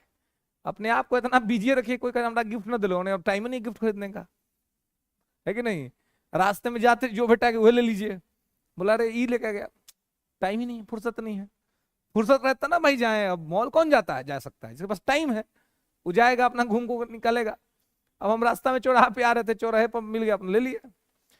आप एक मूवी देखे होंगे, once upon a time in Mumbai, उसमें अजय देवगन ने एक विलेन का करेक्टर किया था। और वह आजकल जो सांसद का चुनाव लड़ रही है, भटकती आत्मा, तो वह हीरोइन थी उसमें, कंगना रनौत, वह थी ना, वही थी शायद, वह थी। तो वो जाता है ना तो देखते एकदम पागल हो जाता है, सोचता है कि भाई इसको प्रपोज करे, तो सोचता है तो रहता तो बड़ा आदमी है, प्रपोज किसे करे। तो देखिए क्या करता है, देखता है तो जाता है, तो एगो अमरूद बेचने वाला जा रहा होता है, तो ये गाड़ी रोक के उतर जाता है, बोलता है कि लाओ अमरूद लाओ एगो। तो बोलता है एक ही अमरूद, हाँ बोला एक ही। तो बोला कितना हुआ, तो बोला कि एक अमरूद का क्या ही बोले, बोलो दे दीजिए 3 रुपये 4 रुपये 5 रुपये जो मर्जी दे दीजिए, 1 रुपया क्या बोलते, कि नहीं तुम बोलो जितना महंगा बोल सकते हो उतना महंगा बोलो। अमरूद को बेचारा क्या ही महंगा बोलेगा। तो बोला अच्छा ठीक है 100 रुपये दे दीजिए, 100 रुपये दे देता है उसको, और लेके जाता है, हाथ ले जाके अमरूद दे देता है उसको, अमरूद दे दिया। अब पूछती ये क्या है, तो बोला कि पहली बार मिलने आ रहे थे, कुछ महंगा मिला नहीं, तो सस्ते को महंगा में खरीद लिया। समझ रहे हैं क्या किया, सस्ते को महंगा में खरीद लिया। इतने बात पर वो इंप्रेस हो गए लोग। रियल लाइफ में किसी को जाकर दीजिए तो अमरूद चला के मारेगा वो है, बोला पगला अमरूद लेके लो है। वहां पर वहां बोलिए था कि सस्ता चीज को महंगा में खरीद लिया, तो वो सब तो दिखा दिखा के पगलते रहता है कि नहीं। लेकिन रियल लाइफ से उसका जो वास्तविकता है वो बहुत अलग रहता है ना। तो यहां पर ही क्या है, आकलन करने होता है कि अपव्यय रोक सके तो पहले ही से एस्टिमेट बना करके तब खर्चा करने का काम ही करता है। ठीक है, कि भाई पहले जो है सो अपव्यय को रोका जा सके।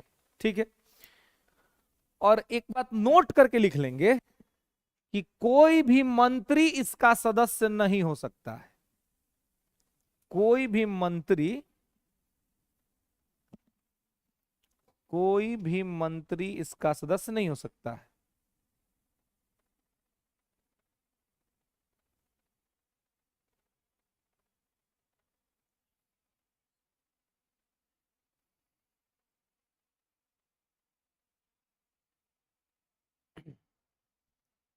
ठीक है,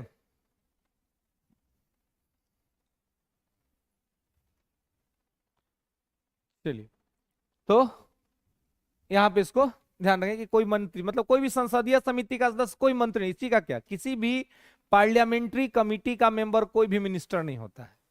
ठीक है, मंत्रियों का इसका सदस्य बनाया ही नहीं जाता है, ध्यान रखेंगे। ठीक है, तो ये बेसिकली क्या करता है, अपव्यय को रोकता है, आकलन करता है। ठीक है, तो पैसा वैसा का व्यवस्था करता है, सरकार को खर्चा करने के लिए पैसा वैसा देता है, इसलिए इसका जो अध्यक्ष होता है वो सत्ता पार्टी से होता है, रूलिंग पार्टी से रहता है। ठीक है, नेक्स्ट आइए, लोक लेखा समिति।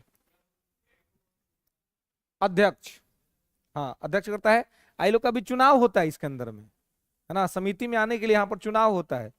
ठीक है, वोटिंग कराई जाती है, सिंगल वोट ट्रांसफरेबल सिस्टम के द्वारा होता है, और तब जाके रिसाइकलिंग होकर के लोग बदलते रहते हैं।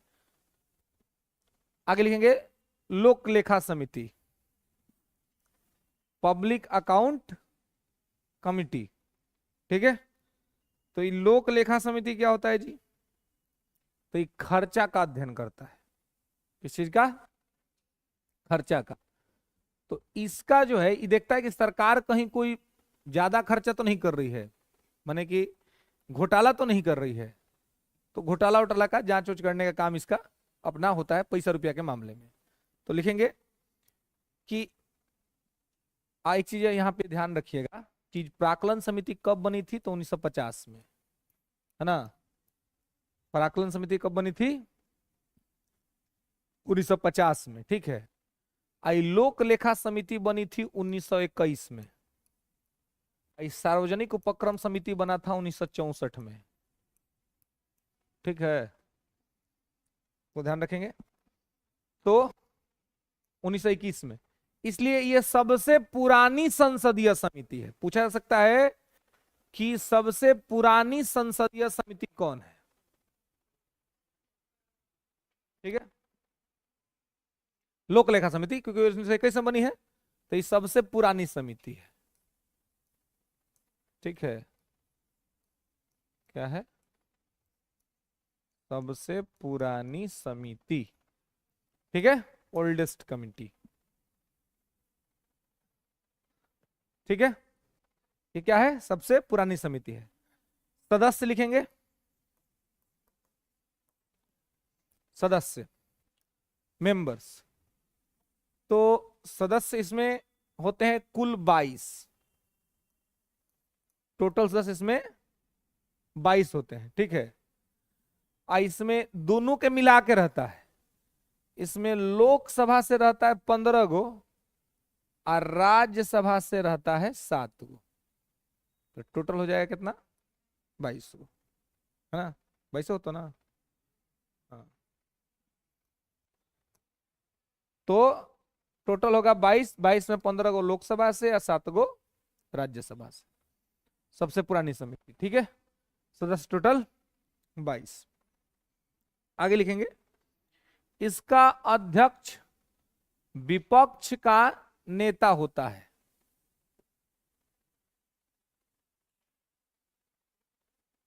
ठीक है, माने विपक्ष का नेता चाहे विपक्ष में से कोई बन सकता है। ठीक है,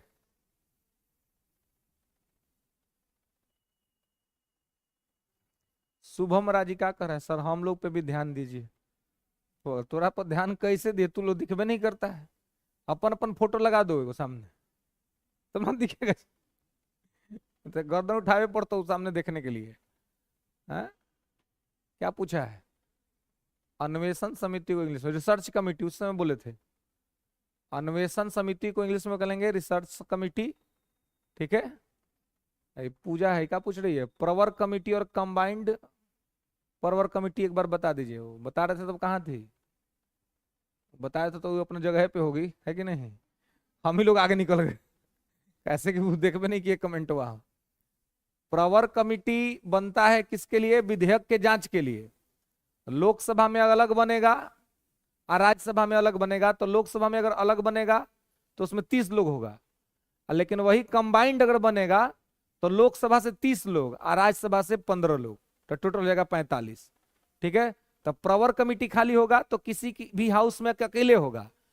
कंबाइंड प्रवर होगा, संयुक्त प्रवर, तो संयुक्त प्रवर होगा तो उसमें दोनों में से होगा। और लोकसभा से 15 गो, राज्यसभा लोकसभा से 30 गो, राज्यसभा से 15 गो, तो टोटल हो जाएगा 45 गो।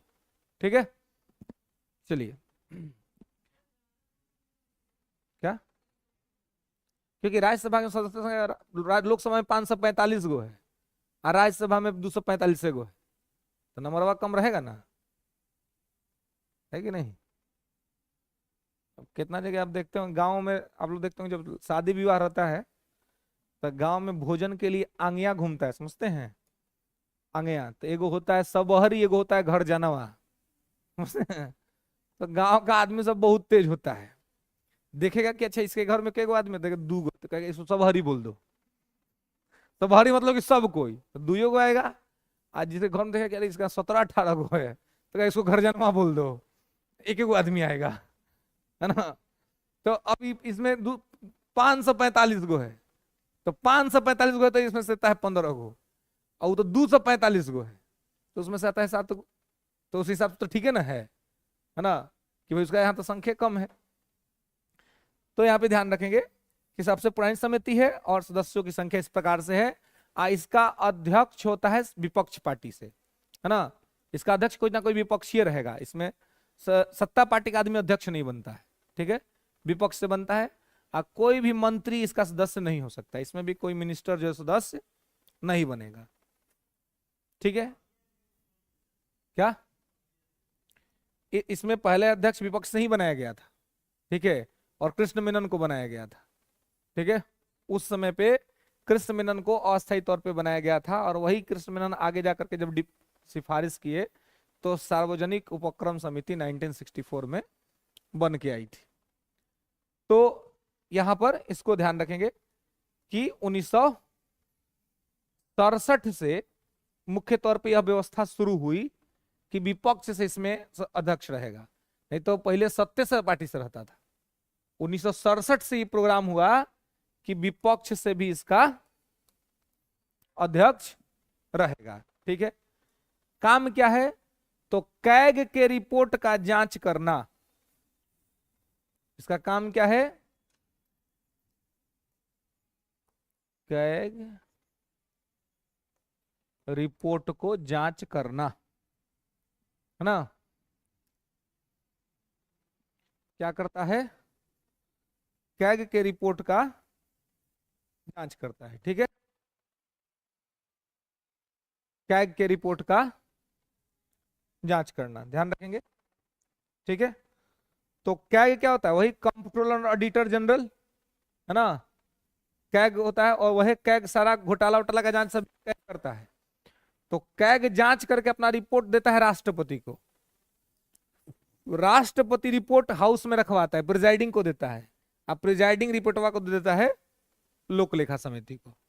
तो लोक लेखा समिति खुद जांच करने नहीं जाती है, भेजती है कैग को, और कैग जो रिपोर्ट देता है उसको देखती है ना। जैसे कि मैं हमेशा कहता हूँ कि इसमें क्या है, से आप अपने घर से आए हैं पढ़ने के लिए पटना में, तो पैसा वैसा लेके आए होंगे, माता पिता ने पैसा दिया होगा, नहीं दिया था, ऐसे ही चलाए हैं, कैसे आगे भैंसे हैं?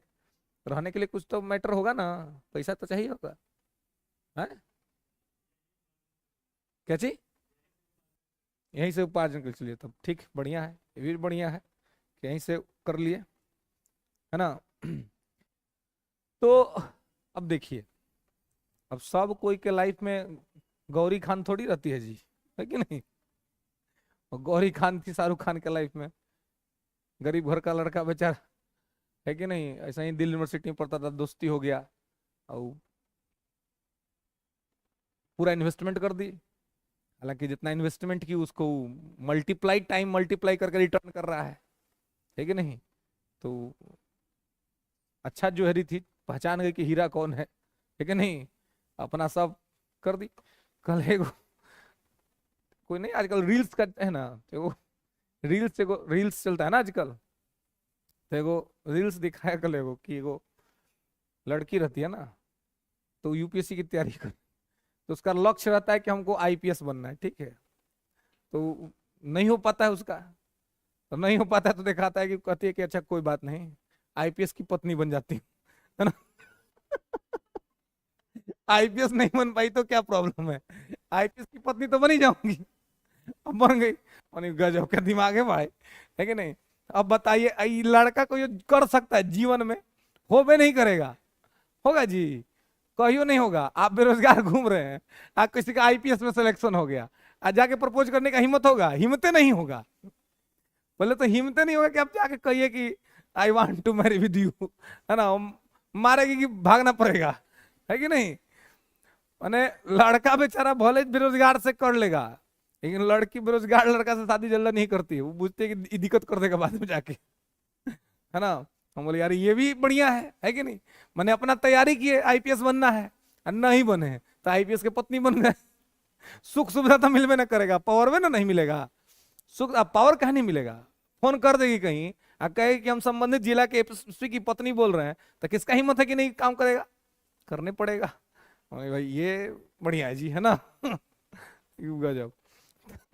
तो यहाँ पर ही जो है सो रिपोर्ट देता है, इसका रिपोर्टवा जो है सो जांच करता है लोक लेखा समिति का अध्यक्ष। ठीक है, मैंने विपक्ष। इसमें होता क्या, तो आप पैसा वैसा लेके घर से आते हैं, तो घर से बजट बनता होगा ना कि भाई पटना चलिए, आपको 1 लाख रुपया का खर्चा है पटना में। ठीक है, पिताजी आपको 1 लाख रुपया सैंक्शन कर दी, जाओ जी लो अपना जिंदगी, है ना? आप आ गए पटना में, ठीक है, अपना पूरा धूमधाम से खर्चा कर रहे हैं। तब तक किसी को ये मैसेज पहुंचा देता है कि भाई बचवा अकेले गया है, चाहे बच्ची अकेले गई है, तो नहीं पता करवाइए सब ठीक ठाक है ना। तो वो एगो अपना कैग भेज देते हैं, कोई आपका बढ़िया, कोई आपका रिलेटिव जो उनका बहुत अच्छा संबंधी होगा, आपका फूफा, जीजा, भैया, मौसा, कोई भी, है ना? दीदी, किसी को उठा के भेज देंगे, कहेंगे जाओ तो नहीं, जाके उसके साथ रहो तो 2 दिन। आज कुछ बोलना नहीं है, खाली देखना है कि वो क्या कर रहा है, कैसे कैसे कर रहा है, कहाँ कहाँ पैसा खर्चा कर रहा है। तो वो आ जाएगा आपके यहाँ। अब आ गया तो आपको कुछ बोलेगा नहीं, आपसे बातचीत करेगा। अब बातचीत करके आपको अपना सब चीज आपको पता करेगा धीरे धीरे। आप आइएगा कोचिंग ना, तो सीधे आपसे कोचिंग वो आ जाएगा, आप तो आगे क्लास में वो बैठ जाएगा बहरिए, जाके कितना फीस है जी, कह देगा कि 50,000 चाहे जो भी ना, मान लीजिए कह दिया, तो मालूम चलेगा कि वो कह रहा है इतना फीस, आप बताएं उससे ज्यादा फीस। अब वो घोटाला पकड़ लिया कि अरे यहाँ तक फीस मान लीजिए 15,000 लग रहा है, आइल जो है सो फीस बतैले घर में 30,000, 15,000 का चुना, कुछ नहीं बोलेगा, बस खाली नोट कर लेगा। फिर आपके साथ है आपके घर पर, देखेगा आप थोड़े इधर उधर हैं, बस आपके मकान मालिक से मिल लेगा, कितना रेंट लेते हैं, तो कहेगा कि 8,000। आप घर बिल बना के भेज ले 10,000 का, कि 10,000 हमारा लगता है रूम रेंट। बिजली बिल पूछेगा क्या है, तो कह देगा कि बिजली बिल इसमें अटैच्ड है, आप बोले हैं कि अलग से 10 रुपये यूनिट बिजली बिल लगता है ना। वो कहेगा बाप घोटाला पर घोटाला कर रहा है ना। आप फिर आप सोचेंगे कि गांव से आया है तो इसको बढ़िया खिलाए पिलाए, तो बढ़िया से आप उसको रोज पनीर खिलाइएगा, मशरूम खिलाइएगा, कि भाई खा लो भाई, 1-2 दिन के लिए आए हो, आपको क्या पता कि जांच करने आया है, तो इहो ऐड करेगा वो आपके बिलवा में कि अरे ये तो विद्यार्थी है, आई बाप खाने के लिए इसको आलू प्याज बढ़िया नहीं लग रहा है, पनीर का मशरूम खा रहा है, वो लिख देगा बिलवा में कि देखिए ये कब खा रहा है। ठीक है, उसके बाद आप सोचिए कि घर और का आदमी है, चलिए आया है तो क्या दिक्कत है, एक दिन उसको घुमा देते हैं, तो चलिए भाई आपको घुमा देते हैं, चाहे चलिए दीदी आपको घुमा देते हैं, लेके चल गए आप न्यू वाला म्यूजियम। आप तो बहुत अच्छा से कर रहे हैं कि भाई आया है तो इसको घुमा देते हैं, लेकिन वो आया है दूसरा काम के लिए, वो बिल में चढ़ा देगा कि अच्छा क्लासों छोड़ता है, क्लास छोड़ के जाता है घूमने के लिए। अभी सब भ्रष्टाचार में जा रहा है ना, आपको लग रहा है कि बढ़िया काम कर रहे हैं, सब भ्रष्टाचार में जा रहा है। आराम से घूम करके विदा उदा होके चल जाएगा, घर जाएगा, और सब डाटा जाके पिताजी बैठे हुए क्या, लोक लेखा समिति, पिताजी वहां पर लोक लेखा समिति रिपोर्टवा का जांच करेंगे। रिपोर्टवा भेज दिया कौन, आपके यहाँ आकर रहा था 2 दिन उससे। अब वो देखेंगे, जैसे देखेंगे कि बाप इतना गड़बड़ किया है, अगला महीना से पैसा आपका कट जाएगा, जितना एक्स्ट्रा पैसा आपको मिल रहा था वो सब कट करके जो कैग रिपोर्ट दिया है उसी के हिसाब से आपको पैसा मिलेगा। वही काम लोक लेखा समिति करती है। सरकार जब खर्चा करती है ना तो ये रोकने नहीं जाते हैं, कैग का काम रोकना नहीं है। कैग तो खर्चा होता है तब जाता भी नहीं है, करिए जी खोल के खर्चा करिए, खर्चा वर्चा जब हो जाता है ना तब कैग जाता है जांच करने। बीच में चले जाता तब खर्चा करते वक्त तो आदमी सतर्क ना हो जाएगा, तो ये तो कहता है कि भाई आप कर लीजिए भ्रष्टाचार, बाद में हम बताएंगे आपको। तब भी जा करके कितना आदमी होता है ना कि कैगो के आंख में धुरा झोंकता है ना, कि मैंने वो कर देगा एस्टीमेट घोटाला। अब एस्टीमेट घोटाला जैसे कैसे होता है, तो मान लीजिए आप अपने घर में, कितना बेरोजगार आदमी सब घर में कमा लेता है, घर में कैसे कमा लेगा, तो मान लीजिए पिताजी आपको कहेंगे 200 रुपया दिया, कहेंगे जाओ सब्जी लेके आओ। अब वो सोचेगा कि सब्जियों ले जाना है, 100 रुपया बचाइयो लेना है, तो ये क्या करेगा, अभी एस्टीमेट घोटाला करेगा, एकदम अनहरिया के माथे जाएगा सब्जी खरीदने कि सस्ता मिलेगा। और सस्ता में अब क्या करेगा, एस्टीमेट घोटाला में जाके पालक खरीद लेगा, एकदम सड़ला हुआ पालक, है ना, जो बढ़िया दुकान पर मिलेगा वो 50 रुपया ही खरीद लेगा, 20 रुपया में 2 kg पूरा भर के ले आएगा, है ना। फिर जाएगा आलू छटला आलू खरीद लेगा, है ना, वो सब एस्टीमेट में घोटाला है। सामान प्रॉपर दिखाएगा कि देखिए हम सामान लाए हैं, लेकिन क्वालिटी खराब है। कैसे, पुल बनाने को सब बना देता है, 1.5 साल में पुल धंस जाता है। कितना पुल तो उद्घाटन के टाइम पर धंस जाता है, तो वो तो दिखा देता है कि पुल बना दिए, लेकिन पुल में जो सीमेंट और जो बालू डाला वो इतना खराब क्वालिटी का डाला कि तुरंत धंस जाता है। इसको कहते हैं एस्टीमेट घोटाला। काम दिखा देगा कि काम हुआ है, लेकिन काम में ऐसा खराब कर देगा कि एस्टीमेट में मार देगा। तो ये सब थोड़ा चालाक आदमी करता है ना, कि पकड़ाए नहीं, इसमें 2-4 आदमी नहीं पकड़ाता है। अब घर लेके जाएंगे, कोई कहेगा अरे कैसा लेके चला है, तो सीधे करेगा हमका घुसल है उसमें, हमारा जैसे दिया हम ले लिए, अब हो गया, अब क्या करिएगा, तो बच जाएगा, इसमें बचने का संभावना है ना, बच जाएगा। तो ये सब एस्टीमेट घोटाला है, एस्टीमेट में मार देगा। लेकिन कैग होता है, कैग सब पकड़ लेता है। 2G स्पेक्ट्रम कैग कैसे पकड़ा, 2G स्पेक्ट्रम घोटाला जो हुआ था, स्पेक्ट्रम सरकार का रिसोर्स है, जैसे कोयला है, स्पेक्ट्रम है, इसे सरकार बेचती है, तब बेचने से सरकार को पैसा मिलता है, और वही पैसा से विकास का काम होता है। तो स्पेक्ट्रम बेचना चाहिए था 50 करोड़ में, तो ये बेचा जरूर ए राजा उस समय मंत्री थे, तो उन्होंने बेच दिए, तो 50 करोड़ का स्पेक्ट्रम बेच दिए 45 करोड़ में, तो बेचे तो घोटाला कुछ बेच तो देवे किए। लेकिन बाद में कैग जब जांच किया ना तो देखा कि अरे ये तो मार्केट वैल्यू उसको उसमें 50 करोड़ था, 45 में बेच दिए। और तब देखा कि अच्छा इसके बदले में जिस कंपनी को बेचे हैं उससे इनका साठगांठ हुआ है, और इसके बदले में इनको फॉरेन में कहीं फ्लैट मिल गया, कहीं इनको एक्स्ट्रा पैसा मिल गया, संपत्ति हो गया, तब पकड़ लिए कि घोटाला हुआ है। सरकार को मिलना चाहिए था 50 करोड़, कंपनी ने डील कर लिया, क्या सरकार को 50 करोड़ जाएगा, उससे आपको कोई फायदा है? सरकार को 45 करोड़ दीजिए ना, और 2 करोड़ हम आपको आपको दे देते हैं एक्स्ट्रा, 2 करोड़ आप लिख लीजिए, तो इससे क्या होगा? सरकार को 45 करोड़ में काम हो गया और 2 करोड़ आपको मिल गया। इसे 50 करोड़ का डाटा देखेगा तो आपको 1 रुपया नहीं मिलेगा। वहां भी बढ़िया है, 2 करोड़ मंत्री जी का, 45 करोड़ सरकार का, 3 करोड़ का सरकार को लॉस, और उसको भी फायदा, उसको भी 3 करोड़ का फायदा हो गया। तो ऐसे भी घोटाला होता है। तो यही हुआ था स्पेक्ट्रम वाला में कि भाई एस्टिमेट में मार दो, है ना। तो इस तरह से, लेकिन कैग जो है उसको भी जांच करके निकाल दिया। तो कैग जब रिपोर्ट देता है तो कैग का रिपोर्टों का जजवा करता है लोक लेखा समिति का अध्यक्ष, ये होता है विपक्ष का नेता। तो ये तो विपक्ष क्या है? विपक्ष का नेता है माछी। माछी समझते हैं ना? आपको कहीं घाव हो गया, आप कितना छुपा लीजिए, माछी से नहीं छुपा पाइएगा, वो पगली पहुंच जाएगी खोज के ये कहाँ है, कितना छिपा लीजिएगा। वैसा ही है घोटाला के संबंध में, वैसा ही है लोक लेखा समिति, कितना बचाइएगा ना पहुंच जाएगी, खोज लेगी कहां पर घोटाला हुआ है। क्या उसको मिला लेगा? तो विपक्ष है, कैसे मिला लेगा? उसका काम है कि गलती निकालेगा तब ना सत्ता में आने का मौका मिलेगा, तब ना उस सरकार में आएगा। जब तक ये सब होगा नहीं हल्ला हंगामा, तब तक कैसे होगा? तो इसलिए इसको मिलाना मुश्किल क्यों होता है कि उस सरकार में आएगा तो उससे ज्यादा ना कमाएगा, कितना आप दे दीजिएगा, इसे सरकार में रहेगा तो ज्यादा कमाएगा। ठीक है, अब एक लाइन लिख लेंगे कि लोक लेखा समिति, इसका काम समझ में आया ना, किसका काम क्या है? लेंगे लोक लेखा समिति को, लोक लेखा समिति को, लोक लेखा समिति को प्राक्कलन समिति का जुड़वा बहन कहा जाता है।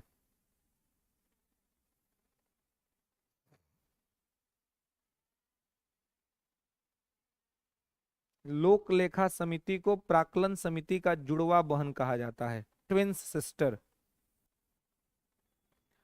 अब जुड़वा बहन कहा जाता है? कैसे ना कि लोक लेखा समिति नहीं, इसका नेता प्राक्कलन समिति का अध्यक्ष तो विपक्ष का नेता होता है, तो इसके समय पीछे पीछे ही पड़ल रहता है एकदम कि प्राक्कलन समिति क्या करती है वही करता है, एकदम देखते रहता है। इसीलिए कहते हैं लोक लेखा समिति का जुड़वा बहन। देखिए जुड़वा भाई नहीं कहा जाता है, जुड़वा बहन कहा जाता है, समझ रहे हैं? है? भाई इसलिए नहीं कहा जाता है कि भाई भाई के पीछे नहीं पड़ल रहता है ज्यादा, लेकिन बहन बहन के पीछे रहती है, एकदम चेक रहती है एकदम, है कि नहीं? रहती कि नहीं जी? बहन का लगभग सारा सीक्रेट बहन जानती है। आप देखिएगा, अनुभव करिएगा, है ना। अनुभव तो होबे करेगा, आप लोगों को नहीं है अनुभव? होबे करेगा, कैसे नहीं होगा जी? नहीं होगा अनुभव तो फिर जनगणना में शामिल होने के लिए आए हैं, इसका मतलब, है ना। इतना तक तो इतना अनुभव हो ही ना जाता है। बहनों का को लगभग बहनों का सीक्रेट पता रहता है, वो चाहे बड़ी हो चाहे छोटी। भाई से आपका हिम्मत नहीं है कि अपना सीक्रेट बता दीजिए, मारामारी हो जाएगा। अगर कहीं बड़ा भाई है तो थूर के धर देगा, है कि नहीं? बड़ा भाई पिता के समान होता है ना, हम लोग के समाज में उपाय लगा के छोड़ देगा, है कि नहीं? तो बड़ा भाई तो इससे आपका हिम्मत नहीं करेगा बताने का। बहन लोग का एगो म्यूचुअल अंडरस्टैंडिंग रहता है ना, वो लोग अपना माने फ्रेंडशिप टाइप रहती है, वो लोग का सीक्रेट लगभग लगभग पता रहता है। अब बहन बहन पर पूरा गौर करती है जी, भाई भाई पर उतना गौर नहीं करता है। आप मान लिया भाई साथे रह रहे हैं, कहीं जा रहे हैं आ रहे हैं, 1-2 बार डांट देगा, पूछ लेगा, बस बात खत्म है, प्रॉपर गौर नहीं करेगा। हेयर स्टाइल अपना चेंज किए हुए हैं, अब 10 दिन से चेंज किए, भाई का नजर नहीं जाएगा उस पर, पूछ नहीं करेगा कहिया चेंज किया दी, नहीं पूछेगा। अब बहन गई मार्केट तो प्रॉपर जो घर में रहेगी ना, प्रॉपर देखेगी कैसे दीदी जा रही है, चाहे कैसे बहन जा रही है, वो प्रॉपर देखेगी, एकदम गौर करे, अब बोलेगी कुछ नहीं, एकदम शांत रहेगी, लोक लेखा समिति एकदम शांत, है ना, देखेगी प्रॉपर, गौर करेगी एकदम। आज जब वो उधर से आएगी तो देखिए अरे तो हुलिया बदलल है ना, ये देखिएगा अरे तो गई थी तब बलवा इस साइड से था, आ रही है बलवा इस साइड से है इसका, ये भाई मानेगा नहीं, पूछ बैठेगी क्या दीदी तू गए लो तो ऐसे गए लो जी, हाँ लो तो ऐसे, अब वो फंस जाएगी बेचारी, अब उसको बताना पड़ेगा। यही चक्कर में सब टॉप सीक्रेट बहन बहन का जान जाती है, भाई भाई का नहीं जानते थे। संविधान बनाने वाला सभी बुर्बक थोड़ा था, वो इंटेलेक्चुअल आदमी था। वो लोग ये नहीं कहा कि जुड़वा भाई, वो लोग कहा कि जुड़वा बहन, कह देते जुड़वा भाई, लेकिन जुड़वा भाई का उतना कोई मैटर नहीं रहता है, लेकिन जुड़वा बहन, बहन एकदम ध्यान रखेगी। तो वह कहा कि ट्विंस सिस्टर, प्राक्कलन समिति का अध्यक्ष होता है सत्ता पार्टी का आदमी, आइस करता विपक्ष, एक दूसरे के पीछे पड़ल रहता है, ये भागते रहता है कि कहीं पकड़ा ना जाए, इधर के पकड़ लेता है, वो भ्रष्टाचार सामने आ जाता है, इसलिए इसको कहते हैं प्राक्कलन समिति का जुड़वा बहन।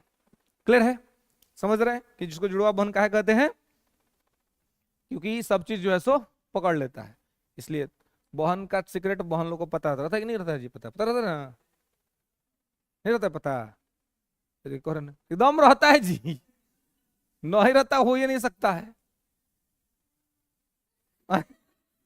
अगर नहीं है ना तो पता करिएगा, उसी कोई मौसी की बेटी होगी, ऐसे कैसे हो सकता है कोई ना हो, कोई चचेरी होगी, ममेरी होगी, है ना, है कोई नहीं है, है? है? अरे तो देख लो, कोई बहन खोज लो भाई, उसमें क्या है ना, ऐसा थोड़ी है कि बहन मिलवे नहीं करेगी, है कि नहीं जी, मिलिए जाती है। कहीं कहीं पे है कि लोग नहीं शेयर करते हैं, तो लगभग जो है सो बहन का बहन को पता रहता है। इसका रीजन है कि उस सब में अंडरस्टैंडिंग रहता है, माने वो समझती है, भावनाओं का कदर करती है। आप अपना भाई से अपना भावना बताने जाइएगा ना, वो बेकदर कर देगा उसी टाइम आपको, अपने तो जो उपाय करेगा सो करवे करेगा, पीतो जी को बोल देगा, माँ को भी बोल देगा, तो बहुत दिक्कत है, फंस जाइएगा। इसलिए भाई से भाई का ज्यादा ये नहीं रहता है, सीक्रेट नहीं, बहन बहन का पता रहता है। जो बात माता पिता से भी नहीं कहेगी ना, वो बहन से कह देगी दीदी आज ऐसे बात हुआ था, वो कहेगी अच्छा कोई बात नहीं, जा दो हम देख लेंगे, समझा लेंगे, कोई दिक्कत नहीं है। लेकिन भाई को कह दीजिएगा, वो पहले तो अपने इलाज करेंगे और उसके बाद अपने माता पिता से भी कह देंगे, तो फिर मैटर जो है सो गंभीर है। आइए इसके बाद है सार्वजनिक उपक्रम समिति, PSU, public sector undertaking committee,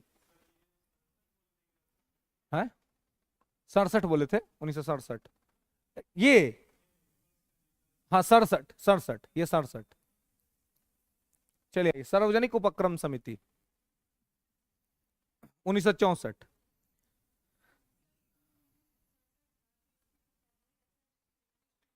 हाँ वो आजादी के टाइम पे तो सत्य पार्टी से संबंधित थे, नहीं विपक्ष से तो होने का प्रोसेस शुरू 67 से, लेकिन कमिटी तो पहले ही ऐसी थी, 1921 से थी, हाँ विपक्ष से थे।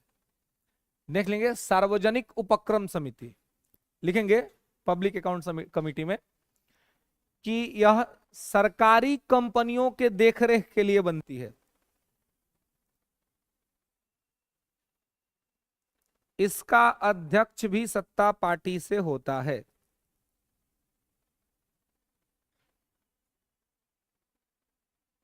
इसका अध्यक्ष भी सत्ता पार्टी से होता है, ठीक है, इसका अध्यक्ष भी सत्ता पार्टी से होता है ना, इसका अध्यक्ष भी सत्ता पार्टी से होता है, ठीक है। इसमें कुल सदस्य 22 होते हैं, हिसाब वही है, टोटल 22 होंगे, तो लोकसभा से 15 होंगे और राज्यसभा से 7 होंगे, ठीक है, क्लियर है। बड़ी टाइम हो गए जी ने, बज गए 6:30, चलिए ठीक है, तो आज के लिए बस इतना ही, ठीक है, नेक्स्ट क्लास में इसके आगे देखेंगे, ठीक है। यहां तक किसी को कोई दिक्कत, कोई समस्या नहीं ना, चलिए मिलते हैं फिर नेक्स्ट क्लास में।